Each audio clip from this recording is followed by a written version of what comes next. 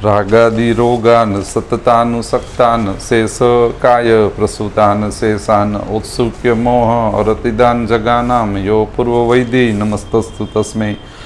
नमस्कार मित्रों, मैं वैद्य राजदीप वाढेर नागरादी चिकित्सक समूह वती आप सबका स्वागत करता हूं। और अभी हम उदर चिकित्सित जो चिकित्सित स्थान का 13वां अध्याय है उसमें चिकित्सा अनुबंधित विचार हम विमर्श कर रहे हैं। तो आज हम वातोदर, पित्तोदर और कफोदर, ये जो 3 उदर रोग साध्य स्थिति में और कष्ट साध्य पूर्वक साध्यत्व को प्राप्त करेंगे, ऐसा जो साध्यत्व स्थिति में वात, पित्तोदर, कफोदर का वर्णन है उसके अंदर हम आगे बढ़ेंगे। जो उदर की सामान्य संप्राप्ति बताई है कि रुद्धत्वात् स्वेद अंबु वाहिनी स्रोतांसी दोषा संचिता प्राण अग्नि अपान संदुष्य जनियत उदरम नृणाम, यानी कि ये जो उदर रोग है उसमें प्राण, अन्न, उदक, रस, स्वेद, अंबुवाहिनी स्रोतस और प्रधान रूप से केंद्रित स्थिति में वात प्रकृति विघात पूर्वक उत्पन्न होता है। और उसमें प्राण, अग्नि और अपान ये अपने प्राकृत कर्म अनुवर्तन छोड़ने के कारण उदर रोग प्रकृति निर्माण होती है। ये हमें मुख्य रूप से ध्यान रखना है। और उदर रोग प्रकृति के अंदर जो भी लिंग संग्रह बताए गए, यह लिंग संग्रह प्रधान रूप से प्राण, अग्नि, अपान की दृष्टि, प्राणन, उदक, रस, स्वेद, अंबुवाहिनी स्रोतांशी का आवरण होने से उत्पन्न होने वाली स्थिति है।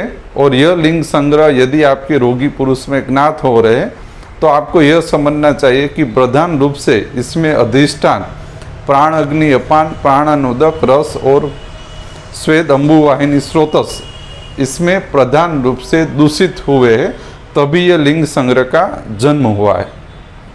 तो यह लिंग संग्रह का प्रधान अधिष्ठान रूप में यह आपको ज्ञात करना। उदर रोग का प्रधान अधिपति अग्नि जठराग्नि है, यानी कि प्राण, अग्नि, अपान यानी कि जठराग्नि के अनुबंध में धात्वाग्नि और महाभूताग्नि विकृत या निरपेक्ष होती। इसमें लिंग संग्रह बताया है कि कुक्षी आधमान आटोप सोप पाद करस्य मंदाग्नि लक्षण गंडत्व कार्स्यत्व इति सामान्य लक्षण, यानी कि कुक्षी आधमान आटोप सोप पाद करस्य मंदाग्नि क्षक्षण गंडत्व और कार्स्यत्व और उदर में उत्सेद और आधमान आटोप होना, ये इसके सामान्य प्रकृति लक्षण है। अभी कुक्षी आधमान आटोप, मंदाग्नि, कार्स्यत्व, सोप पाद करक्ष्य और क्षक्षण गंडत्व रूप प्रकृति में से 2, 3 या पूर्ण प्रकृति लक्षण आपके रोगी पुरुष में आपको काफ़ी देखने को मिलेंगे। मान लो ये जो कुक्षी आधमान आटोप है, ये उदर की पूर्व स्थिति में आपको उदर रोग जन्म होने की पूर्व स्थिति में कई रोगियों में देखने को मिल रहा है। तो आपको कुक्षी आधमान आटोप में यह उदर रोग प्रकृतिवत निदान और चिकित्सा का भी एक विचार विमर्श करना चाहिए, बराबर। इसके सामान्य हेतु बताए, उसके बाद हम वात, पित्त, कफोदर की चिकित्सा में प्रवेश करेंगे कि रुक्षाल्प भोजन ये इसका प्रधान निदान है। रुक्षाल्प भोजन आयास, वेग, उदावर्त और कर्षण, यानी कि रुक्षाल्प भोजन के साथ आयास, रुक्षाल्प भोजन के साथ वेग और उदावर्त और कर्षण सम्मिलित होने पे प्रकुपित वायु स्वेद, अंबुवाहिनी स्रोत आदि को रुद्ध करके प्राण, अग्नि, अपान को बिगाड़ के उदर रोग प्रकृति जन्म करता है। तो रुक्षाल्प भोजन, आयास, वेग, उदावर्त और कर्षण यह प्रधान हेतु रूप निदान है जिससे संप्राप्ति संगठन निर्माण होता है। इस यहाँ पे शुरू होता है वातोदर चिकित्सा। तो वातोदर चिकित्सा में हमने लास्ट टाइम भी देखा था कि क्या इसके अंतर्गत हमें विचार विमर्श करना चाहिए, बराबर।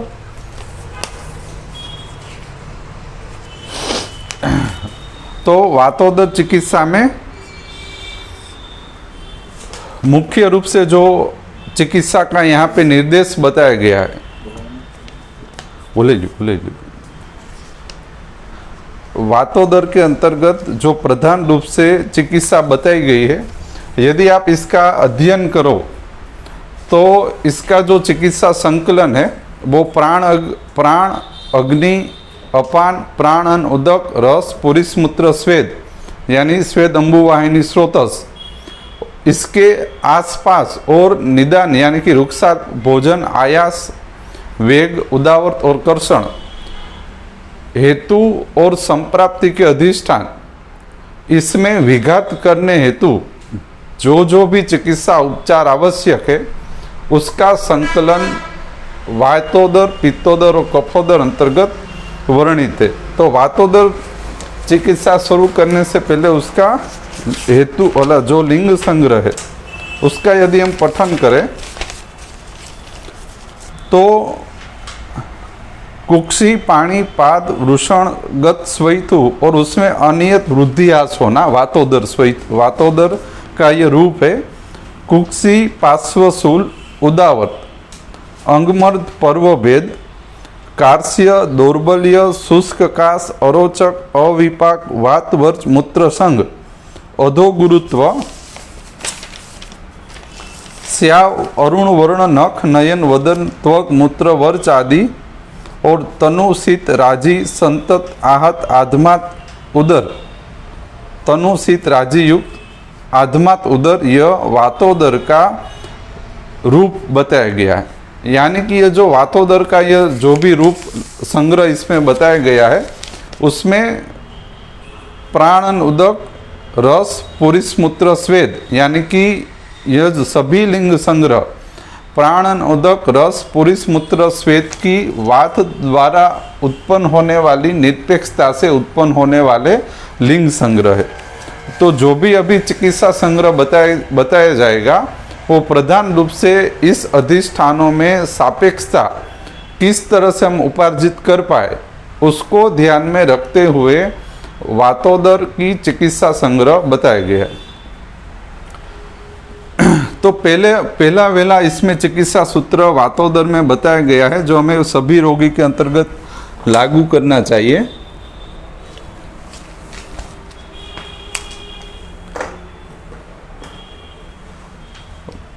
बलवत रोगी में स्नेह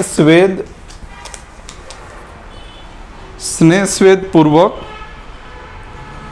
स्नेहयुक्त विरेचन से सर्वप्रथम वातोदर रोगी की संशुद्धि करे।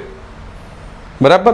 तो ये प्रथम और केंद्रवर्ती चिकित्सा सूत्र है जिससे रुद्धत्वात् स्वेद अंबुवाहिनी दोषा स्रोतांसी संचिता प्राण अग्नि अपान संदुष्य नामक संप्राप्ति संगठन जो वात प्रकृति विघात पूर्वक वात दोष से उत्पन्न हुआ है उसका समुत्थान विच्छेद और संप्राप्ति विघटन प्रक्रिया यह केंद्रगामी चिकित्सा सूत्र से शुरू होगी। स्नेह स्वेद और स्नेहयुक्त विरेचन और उपक्रम हमें क्या चलाना चाहिए यदि प्रारंभिक स्थिति में वातोदर का रोगी हमारे पास आ रहा है और वो विरेचन योग्य करने हेतु उसमें लंघन पूर्वक स्नेह स्वेद हमें चलाना चाहिए। लंघन पूर्वक स्नेह स्वेद उपक्रम चलाने से वातोदर रोगी में संप्राप्ति विघटन प्रक्रिया शुरू होती। इसमें बलवत लिखा है यानी कि आपको अपने रोगी पुरुष में बल स्थापन करके यह प्रक्रिया करवानी। मान लो आपका रोगी पुरुष में बल का ह्रास हुआ है या बल का क्षय है तो लंघन पूर्वक चिकित्सा शुरू करके बल स्थापन करके आपको यह करवाना। मान लो ये आपको रोगी में स्नेह स्वेद पूर्वक स्नेह युक्त विरेचन की आवश्यकता है लेकिन रोगी में बल का ह्रास है या क्षय है तो आपको 20 दिन 25 दिन 1 माह तक लंघन आदि उपक्रम द्वारा संसर्जन क्रम द्वारा उसमें बल स्थापन करके यह उपक्रम आपको चलाना। यहाँ बलवत स्थिति जो बताई गई है वो यहाँ पे यह प्रतिपादित किया जा रहा है कि बल स्थापन करके आप करवाए। या तो रोगी बलवान होना चाहिए और या आप बल का उपार्जन करें युक्ति पूर्वक। बराबर।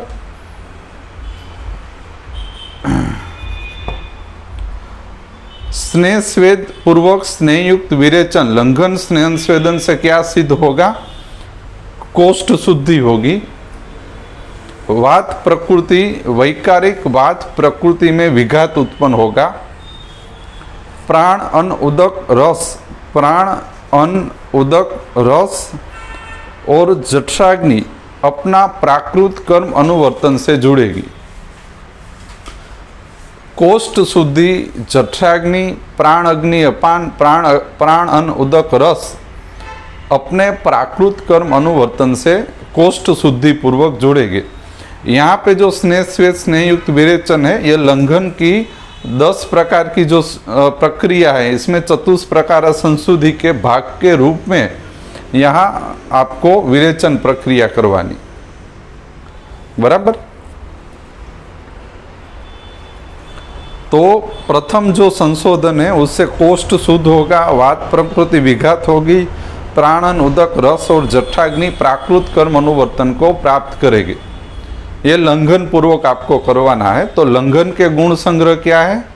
लंघन वात मूत्र पुरुषाणाम विसर्गो गात्र लाघवे हृदय उद्गार कंठ आस्य शुद्धि तंद्रा क्लमे गते स्वेदे जातो रुचो चैव क्षुत पिपासा क्षहोदये तत्र लंघनम आदिश्य निर्व्यर्थ च अंतरात्मानि। यानी कि यह लंघन लिंग संग्रह उपार्जित होने से वातोदर में संप्राप्ति विघटन प्रक्रिया शुरू होती। जो सुरानी साहब और गोयल सर से हमें जो मुख्य रूप से जो स्थिति हमें उपार्जित हुई, उसमें मुख्य ज्ञात यह हुआ कि लंघन अच्छी तरह से चलवाना चाहिए, लंघन प्रक्रिया। क्योंकि अग्नि दोष स्रोतस के प्राकृत कर्म अनुवर्तन का मुख्य आधार लंघन है। कोई भी व्याधि या रोग संग्रह अपने आहार यानी कि विकृत जो रोगघ्न या व्याधिघ्न आहारचर्या है या औषध है, वो तभी अपने गुण कर्म को धारित कर पाएगा जब लंघन अच्छी तरह से स्थापित होकर अग्नि का प्राकृत गुण कर्म स्थापित हुआ हो।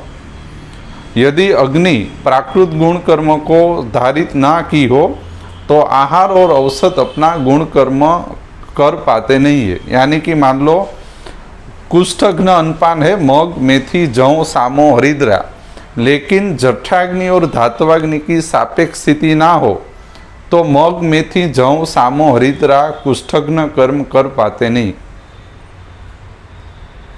तो कई रोगियों में आपने कुष्ठघ्न औषध और अनपान योजना करने के बाद भी यदि संप्राप्ति या तो गुण विघटन नहीं हो रहा है तो आपको लंघन अग्नि साम निराम प्रक्रिया को पहले स्थापित करना चाहिए। बाद में ही आपके कुष्ठघ्न अनपान और कुष्ठघ्न औषध अपने गुण कर्म को धारित कर पाएगी। तो इससे क्या होता है, कई बार मान लो हमारा औषध ठीक चल रहा है, अनपान भी ठीक चल रहा है, लेकिन आपको परिणाम नहीं मिल रहा है। तो आपको स्पष्ट रूप से याद रखना चाहिए कि आपने जो रोगघ्न अनपान और औषध दिया है उसको गुण कर्म स्थापित कराने वाला अग्नि है। परिणाम नहीं मिल रहा है यानी यह अपरिणामी स्थिति में जा रहा है आहार और औषध, यानी कि यहाँ पे आपको अग्नि की सापेक्षता और साम निराम को उपार्जित करने की जरूरत है। आपको यहाँ अपने औषध, हम ज़्यादातर वैद्य क्या करते हैं, औषध और अनपान को बदल देते। मान लो मेरे पास रोगी आया और उसने कहा कि मुझे आराम नहीं है, तो मैं क्या करूँगा, नेक्स्ट टाइम अपना प्रिस्क्रिप्शन चेंज कर दूँगा कि आपको यह 3 औषध से आराम नहीं है तो ये आप चौथा 5वां औषध इसमें ऐड करो, ये अनपान में थोड़ा आप चेंज कर दो। लेकिन यह जो आराम नहीं हो रहा है इसका केंद्र स्थान अग्नि और साम निराम है। जब तक सापेक्ष अग्नि नहीं होगी या साम निराम नहीं होगा, आपका आहार और औषध अपने गुण कर्म को प्राप्त नहीं करने वाला।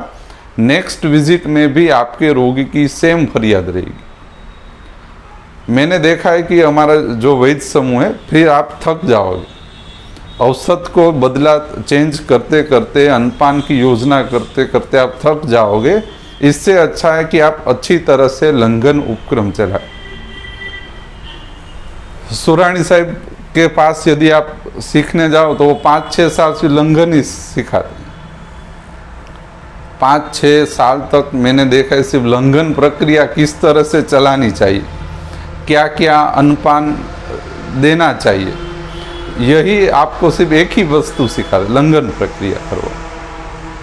और एक चतुर्विंशति पुरुष के अंतर्गत सब देखने की कोशिश करनी चाहिए हमें, बराबर। इसमें सर्वप्रथम जठराग्नि सापेक्षता हेतु शोधन रूप लंघन की बात की है। वो उस कारण की है कि यह जो उदर रोग की संप्राप्ति है, उसमें जो वात दोष संप्राप्ति में कार्य करता है, उसमें शोधन उपक्रम की सविशेष महत्व है। यानी आप लंघन चलवाओ, उसमें भी आप शोधन रूप लंघन चलवाओ वातोदर में। और यह भी आप जान लो कि जो उदर रोग है वो प्रधान रूप से विरेचन रूप शोधन से विशेष साध्य है। यानी कि शोधन रूप विरेचन किसी भी तौर पे आपके वातोदर के या कोई भी उदर रोग में विशेष रूप से होना चाहिए, क्योंकि विरेचन कल्पना ही संप्राप्ति विघटन कर पाएगी। पंचकर्म वमन विरेचन बस्ती नस्य और शिरो विरेचन का कार्य ही यही है कि वो संप्राप्ति संगठन में निश्चित प्रकार का कर्म करके संप्राप्ति विघटन को आकार देती है। तो वातोदर का संप्राप्ति संगठन में विरेचन कर्म नामक प्रक्रिया यदि उसकी संप्राप्ति में होगी तो ही उसके दोषों का संघात टूटेगा, वरना उसके दोषों का संघात टूटने वाला नहीं है।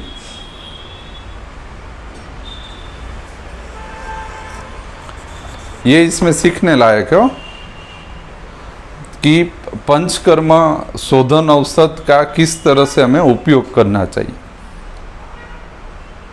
यानी कि मान लो हम यहाँ पे पय यानी दुग्ध का उपयोग करते, प्रधान अन्नपान इसका दुग्ध है, लेकिन किस तरह से करना चाहिए, शोधन मात्रा में देना है आपको। पय पान भी उस तरह से करवाना चाहिए कि आपके वातोदर रोगी में लंघन पूर्वक यह पयपान शोधन स्थिति उत्पन्न करे, उत्तम मात्रा में देना। तो जो सुबह से लेकर शाम तक खान पान में उत्तम मात्रा में मात्र पयपान ही करवाना चाहिए। तो यह शोधन कार्य आपको करके देगा।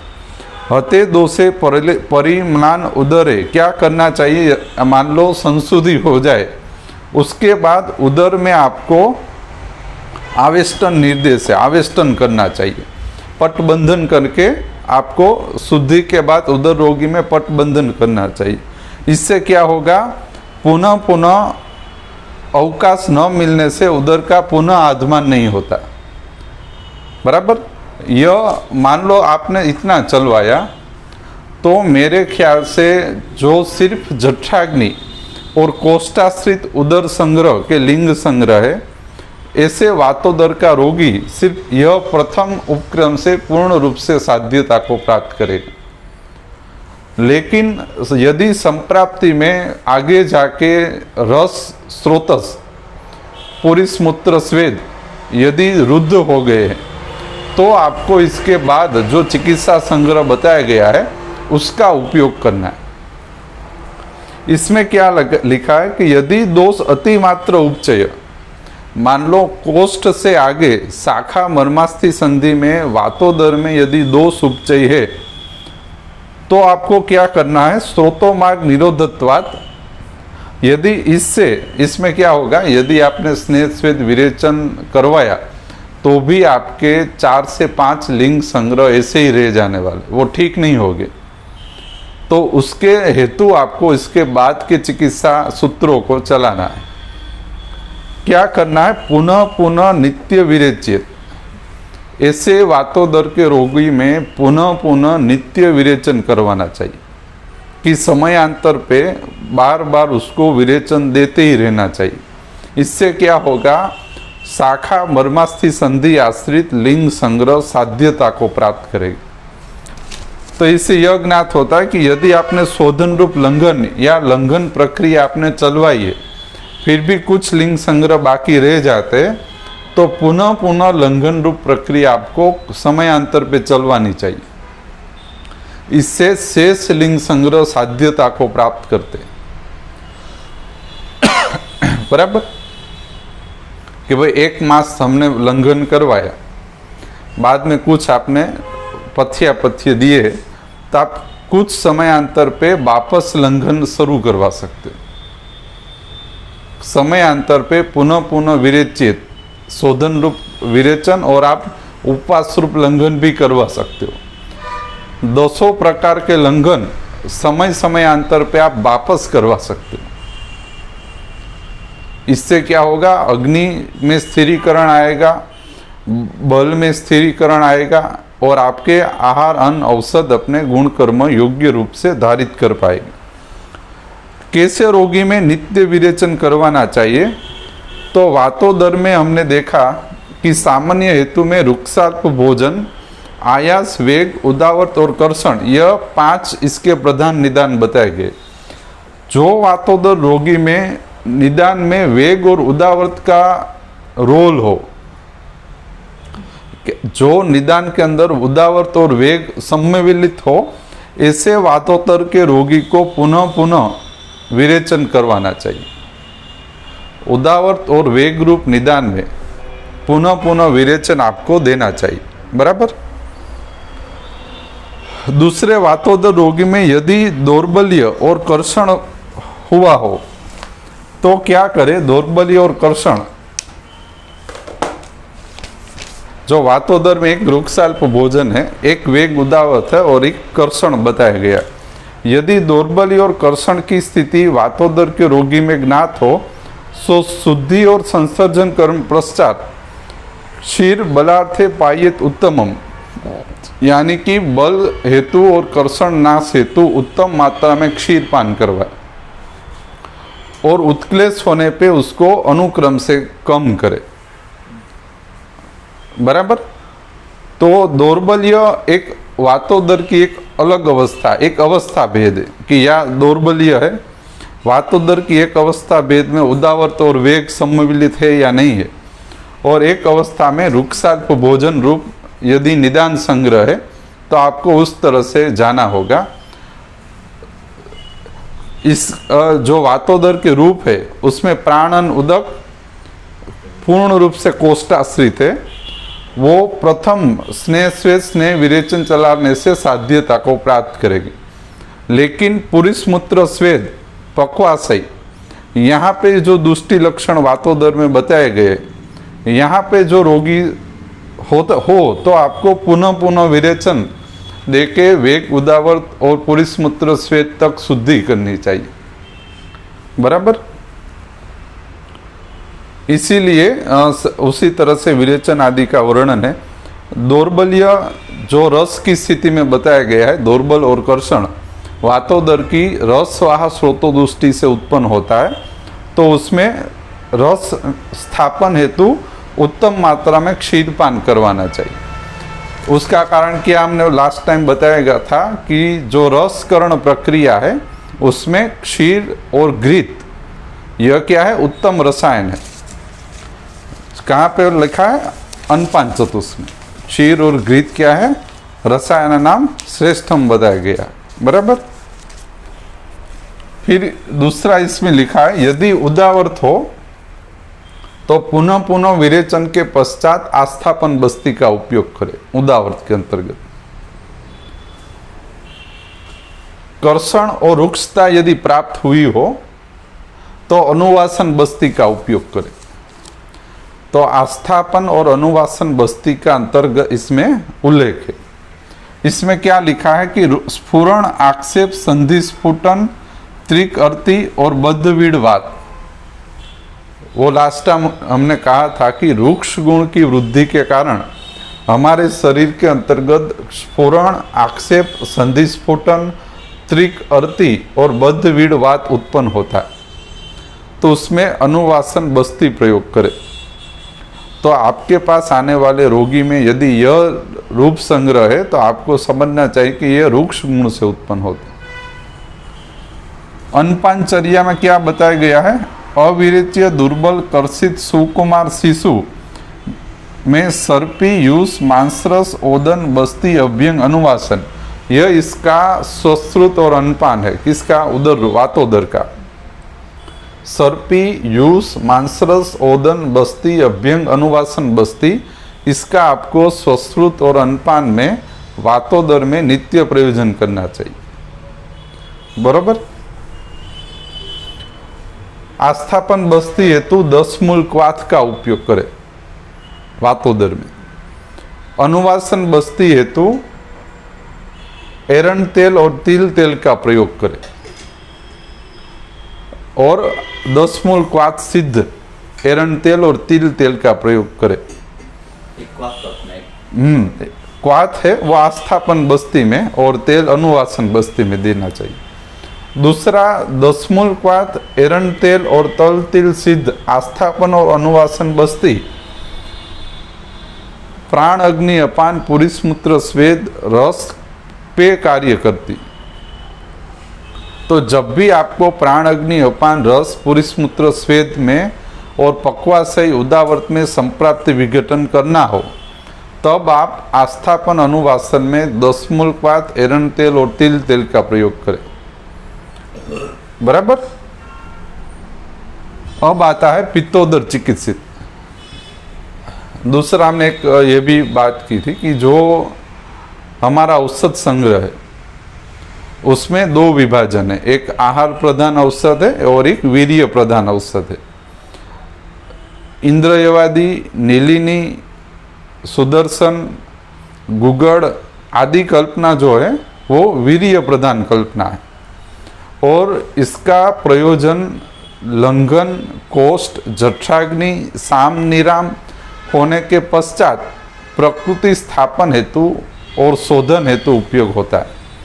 या जो औषध है वो अपनी सवीर्यता से कषायत्व से पंचकर्म करते। हर एक औषध अपने पंचकर्म द्वारा संप्राप्ति विघटन पे कार्य करता है और जो आहार है वो अपने रस पूर्वक समुत्थान विच्छेद का कार्य करता है। तो ये आपको खास आहार औषध में स्पष्ट समझना चाहिए। मान लो आपने सुदर्शन दिया तो आपको यह ज्ञात होना चाहिए कि यह सुदर्शन जो है वो आपकी संप्राप्ति के अंदर कौन सा पंचकर्म करके आपको देगा। बराबर। तभी उसमें संप्राप्ति विघटन के ऊपर आपको योग्य दर्शन होगा। बराबर। यानी हमारा जो इंद्रियवादी है वो वमन पूर्वक विरेक उत्पन्न करता है संप्राप्ति में। नीलिनी है यह विरेचन पूर्वक विरेक उत्पन्न करता है, विरेचन करता है। तो यह संप्राप्ति में वमन विरेचन पूर्वक दोष शुद्धि करता। तो यह आपको अल्प दोषों में समन, बहुदोष मध्यम में पाचन और बहुदोषों में शोधन देना चाहिए। बराबर। पित्तोदर चिकित्सित, इसमें भी प्रधान उपक्रम विरेचन है। पूर्ण उदर रोग का एक ही प्रधान चिकित्सा विरेचन है, यानी कि उदर रोग की संप्राप्ति में विघात मात्र विरेचन कल्पना से ही हो सकता है। तो पित्तोदर के रोगी में स्नेह स्वेद पूर्वक विरेचन प्रथम कर्म है, विरेचन दे दीजिए। इसमें क्या होगा? कोष्ठ, रस, जठराग्नि, प्राणन, उदक में पित्त अनुबंधित संप्राप्ति विघटन शुरू हो जाएगा। यानी कि यहाँ पे जो विरेचन दे वो पित्त का अनुबंध टूटे और वात प्रकृति स्थापन हो, ऐसा आपको विरेचन पसंद करना चाहिए। बराबर। यदि पित्तोदर का रोगी दुर्बल हो तो अनुवासन बस्ती और क्षीर बस्ती प्रयोग करवाए। सजात बल, सजात कायाग्नि और स्रोतो रुद्धत्वात हो तो पुनः पुनः विरेचन देना चाहिए। जो वातोदर में सेम वस्तु बताई है वही बात पित्तोदर में भी सेम बताई गई। औसत कल्पना दी गई है कि नसोत्तर सिद्ध पय, एरंड बीज सिद्ध पय और आरगवत सिद्ध पय का उपयोग करें सातला क्षीर और त्रायमाण सिद्ध पेय का उपयोग करें। तो नसोत्तर सिद्ध पेय से क्या होगा? विरेचन होगा। सरस। इससे कोष्ठ, रस, जठराग्नि, प्राणन, उदक और दोषों का विरेक होके संप्राप्ति विघटन होगा। एरंड बीज सिद्ध पेय से क्या होगा? मान लो इसमें 4 कल्पना दी, आरघवत, एरंड बीज, नसोत्तर और त्रायमाण, सातला। तो कौन सा योग कब हमें प्रयोजन करना चाहिए? नसोत्तर जो है वो आपको कोष्ठ शुद्ध करके देगा, बराबर। और विरेचन में श्रेष्ठ औषध है नसोत्तर। एरंड बीज क्या है?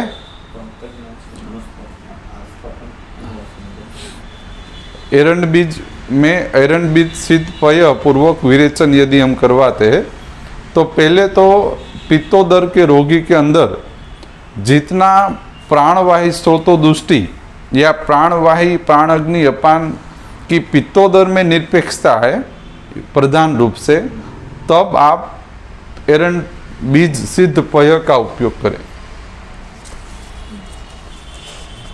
दूसरा, एरंड बीज जो है वो भेदन पूर्वक विरेचन करवाता। तो जब कोष्ठ शुद्धि हो जाए, मान लो आपने नसोत्तर सिद्ध पेय से प्रथम विरेचन करवाया, लेकिन कुछ दोष अधिष्ठान से लीन और समुचित होकर पड़े हैं और वो प्रधान रूप से प्राणवाही स्रोतस या प्राण अनुगामी स्रोतसों में लीन समुचित होकर पड़े हैं, तब आपको प्रधान रूप से एरंड बीज सिद्ध पेय पूर्वक पुनः विरेचन देना चाहिए। या प्रथम भी दे सकते हो या सेकंड विरेचन आपको एरंड बीज सिद्ध पेय से देना चाहिए। ये क्या कराएगा? भेदन करके निकालेगा सबको। जो शुद्धि नसोत्तर पूर्वक कुछ शेष रह गई, उस शुद्धि को एरंड बीज पूर्ण कर देगा। या ऐसा नहीं है तो आप सिर्फ प्राणगामी, पित्तोदर में प्राणगामी दुष्टि हो, प्राणवायु स्रोतस और प्राण अग्नि अपानगामी, तो आप इसका उपयोग करें। देव भाई एक ऊपर पंखो करना, उसके लिंक कुछ हम देख लेते।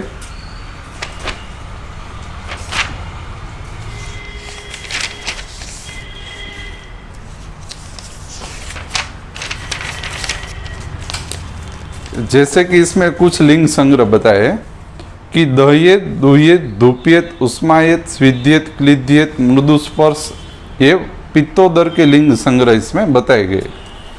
तो जो वैकारिक पित्त की स्थिति है, जो कोष्ठ आश्रित रहती है, ऐसे वैकारिक पित्त के रूप संग्रह जो जठराग्नि, कोष्ठ और रस आश्रित हो गए, उन सभी को नसोत्तर रूप शोधन से सिद्ध हो जाएगा।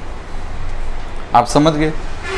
असमुचित वैकारिक पित्त के लिंग संग्रह सभी नसोत्तर सिद्ध पेय से साध्यता को प्राप्त कर जाएगी, बराबर। फिर इसमें प्राणगामी कुछ लिंग संग्रह है, जैसे कि भ्रम है, मूर्छा है। भ्रम और मूर्छा ये प्रधान इसमें बताए गए हैं, तो वो भी इसमें प्रधान रूप से एरंड बीज सिद्ध तेल से सिद्ध हो जाएगी। दूसरा इसमें बताया गया है आरघवत सिद्ध पेय। गरमाड़ाथी सिद्ध करीने दूधનો ઉપયોગ કરીને વિરેચન કરાવવું। આવું ક્યારે કરાવવાનું? આરઘવત કેવું છે? કેવો વિરેચન છે? મૃદુ વિરેચન। આરઘવત મૃદુ વિરેચन योग છે। तो प्रधान रूप से जब बल का आपको सुकुमार हो या बल की कुछ अवस्था योग्य रूप ना हो, तब आपको मृदु विरेचन, जब अल्प मात्रा में दोषों को निकालना हो या भेद स्थिति में नहीं निकालना है, तब आपको मृदु विरेचन पूर्वक आपको दोषों को निकालने हेतु आरघवत सिद्ध पेय का उपयोग करना चाहिए। मेरे अनुसार मुख्य रूप से अन्नवाहीगत जो इसमें समुचित लिंग संग्रह बताए गए हैं कि दाह, ज्वर, तृष्णा, कटुकास्यता, ऐसे में आपको आरघवत का उपयोग करना चाहिए।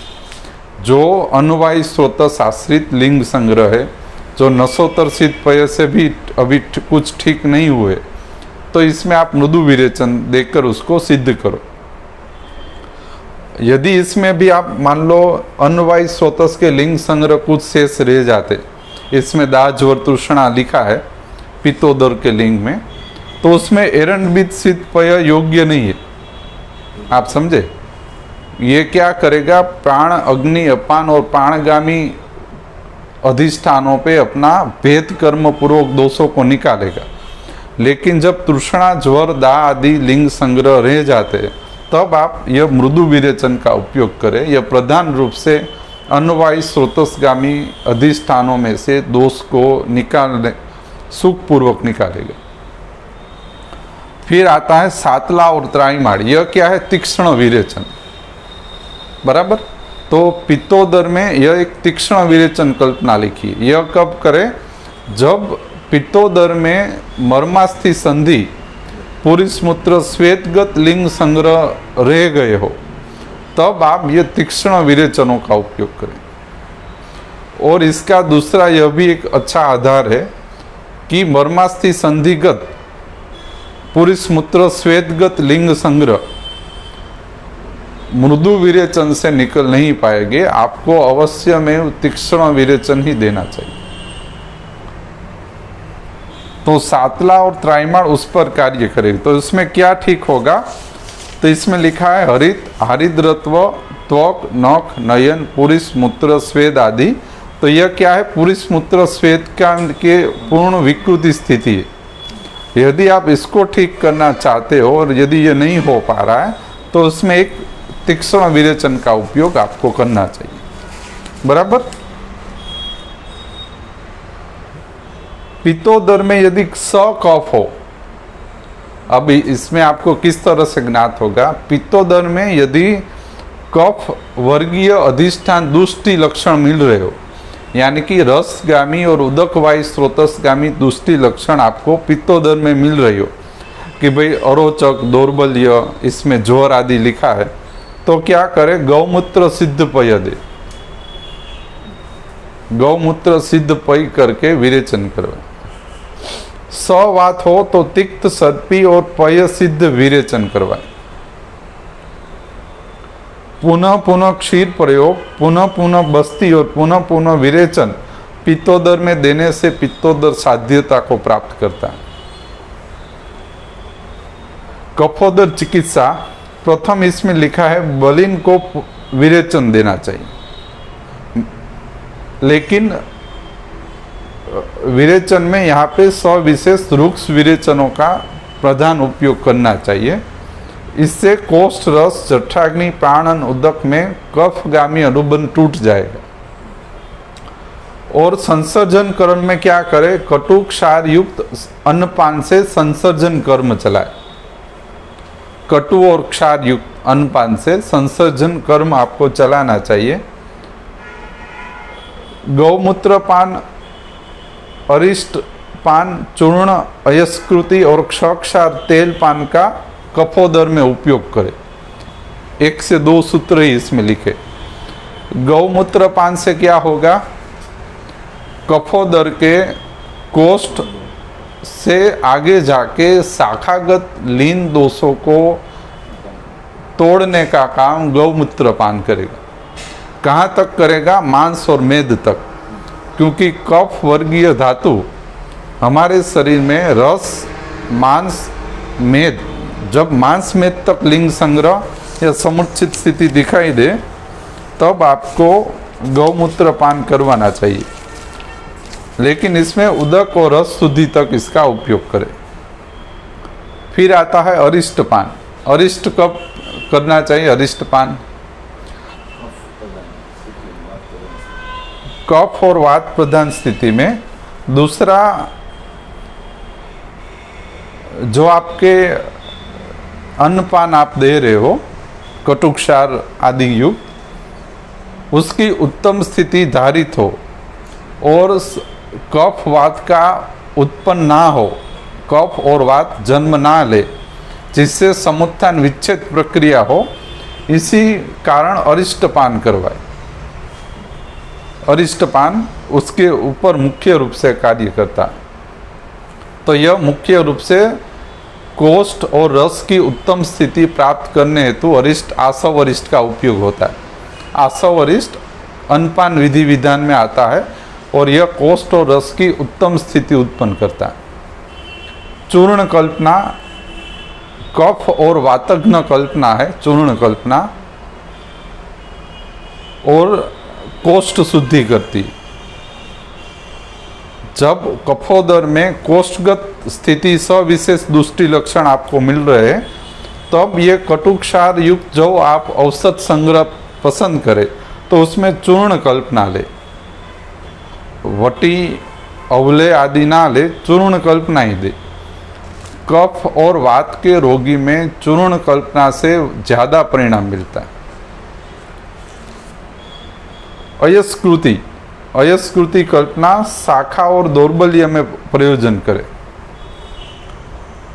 क्षार तेल पान कफोदर के रोगी में मर्मास्थि संधिगत लिंग संग्रह में संप्राप्ति विघटन हेतु क्षार तेल पान का उपयोग करे।